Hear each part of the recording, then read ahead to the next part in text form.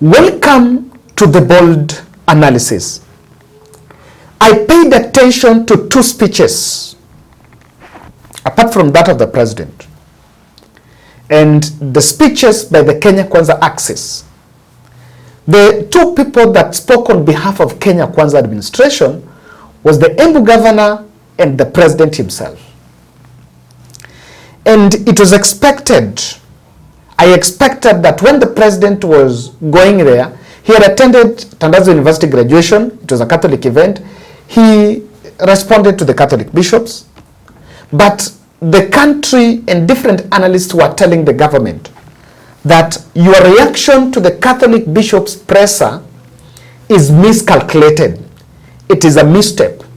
And I remember when Abdul Nasir was saying, Abdul Nasir, yeah, that lawyer was saying, that instead of government bashing and, you know, releasing these press statements like supermarket receipts, they should sit back and introspect.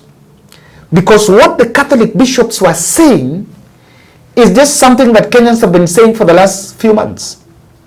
So instead of bashing them, you needed to sit back and take a pen and ask yourself, okay, they've said that, is this true or false? They're saying this other one, is it true or false? So that you have the right facts and you become responsible. The president made a U-turn today and owned up in his speech.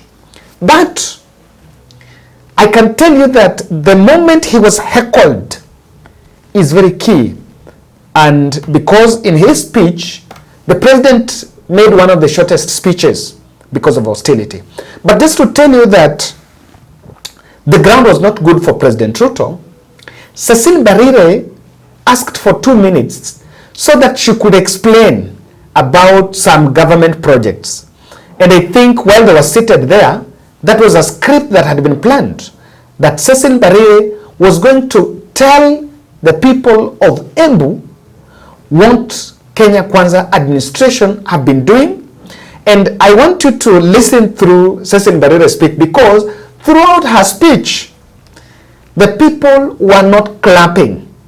They did not really take note of those speeches. And in fact, a casual look at the speech by Cecile Barire, it is just about markets and I don't know, some few roads here and there.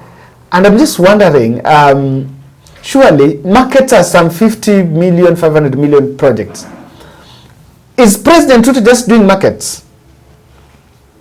And in fact, he's failed to address other pertinent issues. Of course, they planned that Barire will speak about the markets and the roads and the other physical projects, so that when the president takes the microphone, the president will handle the other issues of health, education, and affordable housing. So, waligawana hii kazi. But I want you to listen to Barire because and pay attention to how people are not bothered and the reception of those projects Barire is talking about. With those remarks, allow me to just delve for 2 minutes on issues development, because when we have the president here, I'll have made a big mistake if I don't remind him of the work that we are doing with the national government. First, Your Excellency, I want to thank you for the continued support that you give to the county of Embu, and we've seen that you have put your energy in ensuring that we get the development we so dearly need. We have seen major projects begin. I want to thank you because your first major project in Embu County was to build for us a stadium. Thank you very much. We are currently Otivora Ikarovekega Kidemotirenda Development Asante.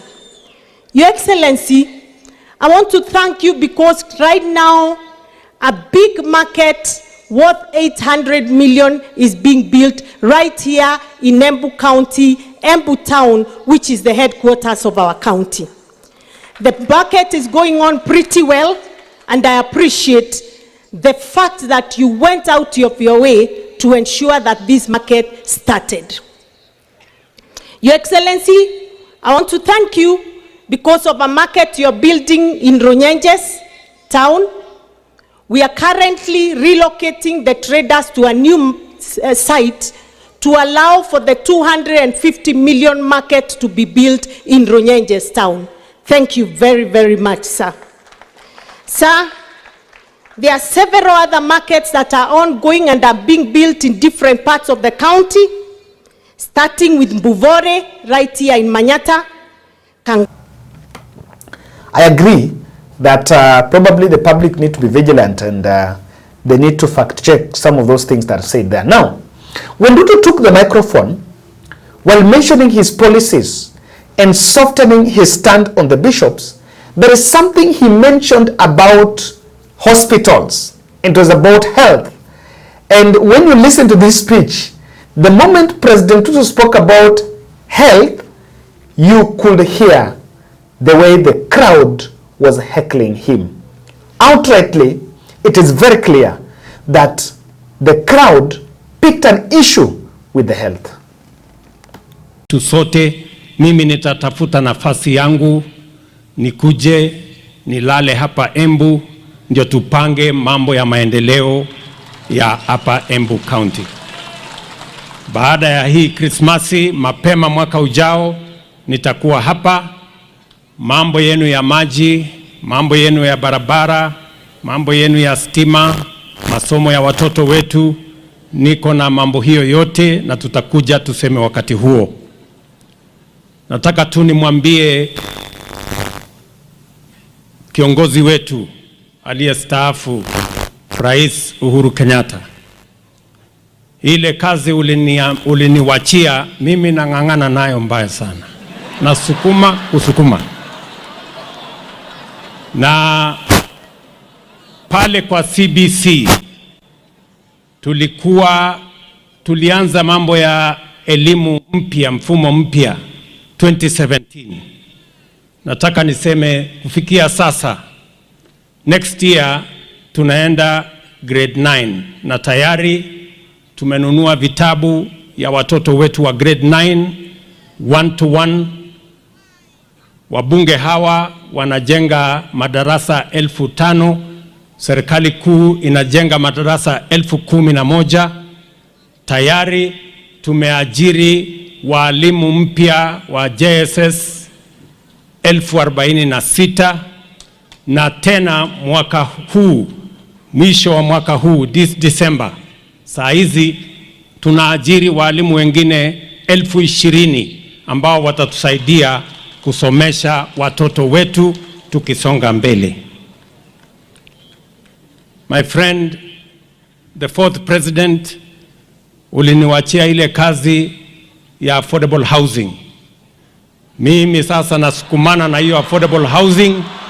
Hata hapa Embu tayari iko 80% ambayo tumefanya.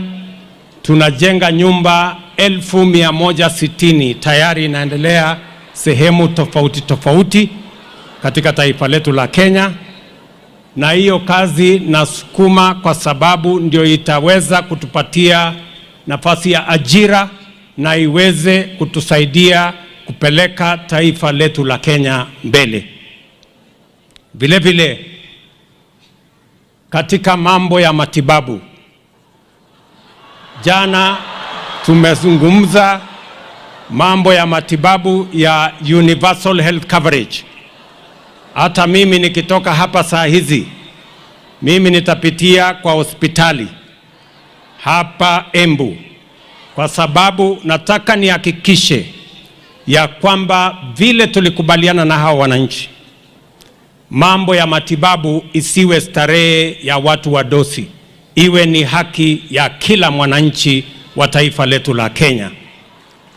Na hiyo kazi nitahakikisha, kwa sababu tulianzisha pale ikawa na matatizo, lakini mimi nataka niwahakikishie wa Kenya na niwahakikishie wa maaskofu wetu, vile wametusahihisha kwamba kuna makosa hapa na pale, hiyo makosa tutarekebisha, kwa sababu universal health coverage is a must do, because indeed it will make the difference and make sure no citizen is left behind. Kwa hivyo watu wa Embu, vile mumesikia askofu wetu amesema na vile viongozi wengine wamesema, tutashirikiana kwa pamoja, tuungane, tuweke umoja na tupange vile nchi yetu ya Kenya itasonga mbele. Kwa hivyo nataka niwachie hapo kwa leo na niwaambie And I did a video yesterday and I said that when it was abductions, it was stated those are anarchists. When it was education funding model, it was said it is about university students. And when it was about the doctor strike, the doctors are selfish. And when it was about the dorm strike, lecturer strike, lecturers are selfish. When matters are raised about affordable housing, they always find a way of navigating their way. But on the mess in the health sector, it was very delicate, and I'm glad the president is getting the verdict of the people.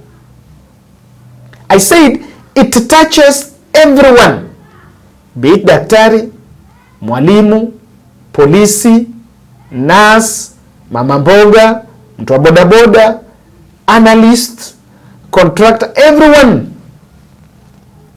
When it comes to health, it touches everyone. And, you know, let me tell you, most of those people that were there are actually Catholics.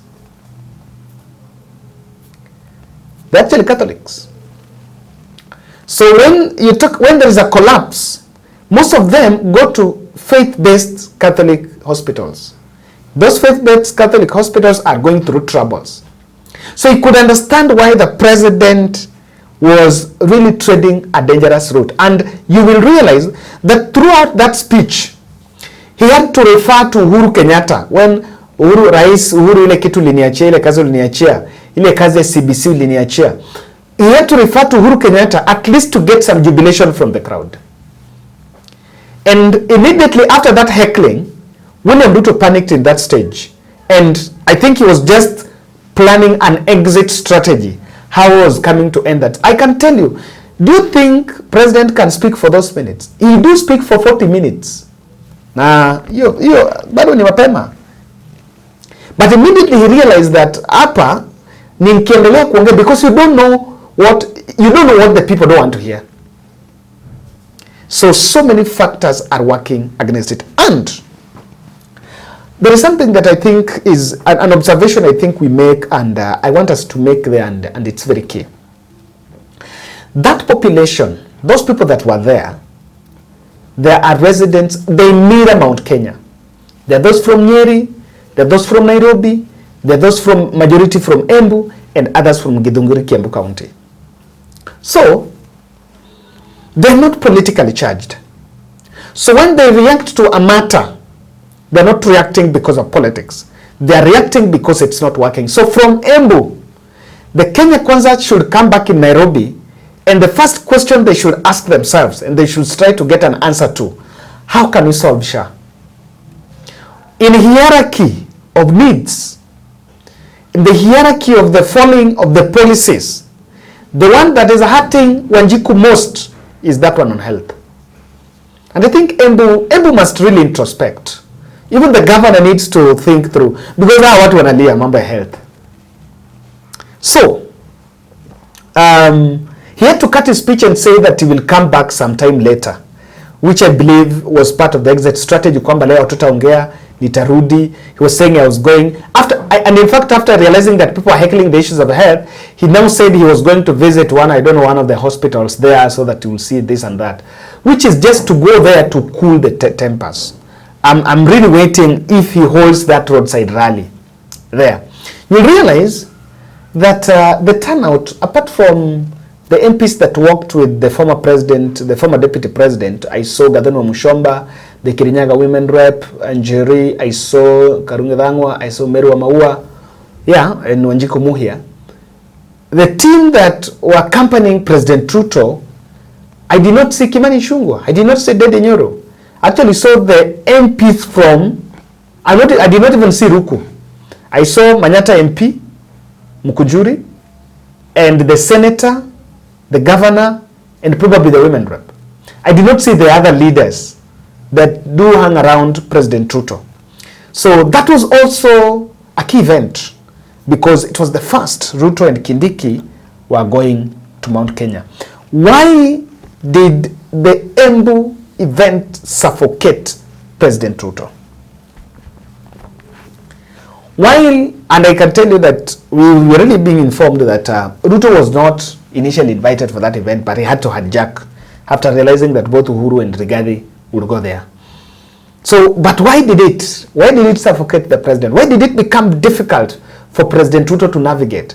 Sometime, in 2022, when Ruto would arrive in Embu, I'm telling you that was the king. It was a kingly arrival. It was the real feel Ruto is around.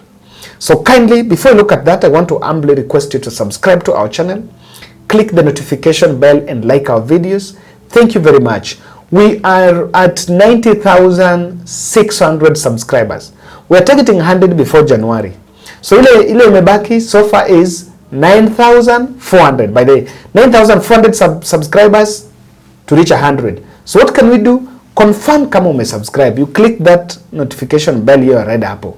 It doesn't cost a shilling. It doesn't cost anything.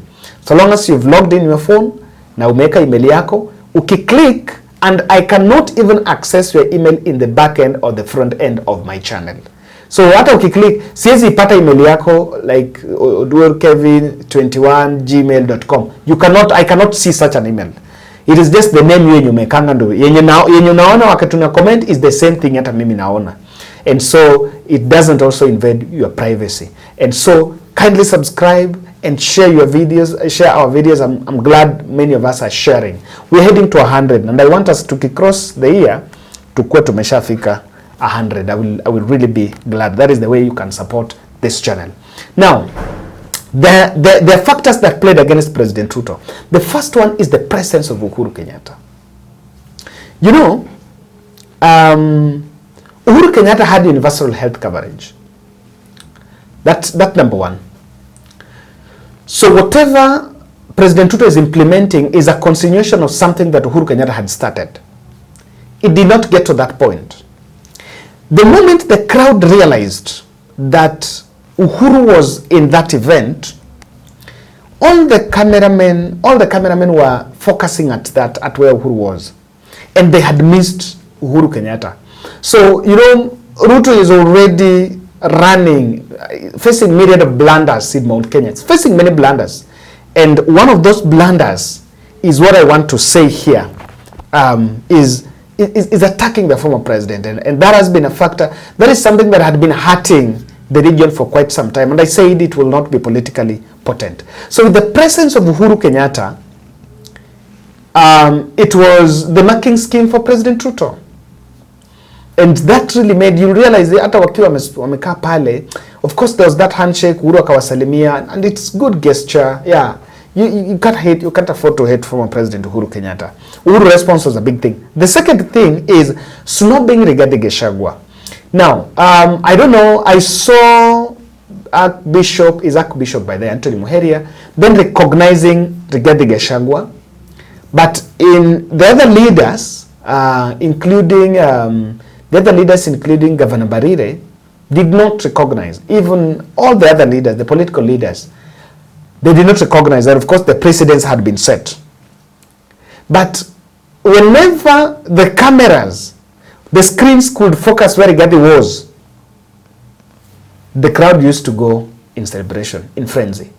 So that frenzy did not, that did not, there is that issue of where is Gachagua? Where is Gachagua?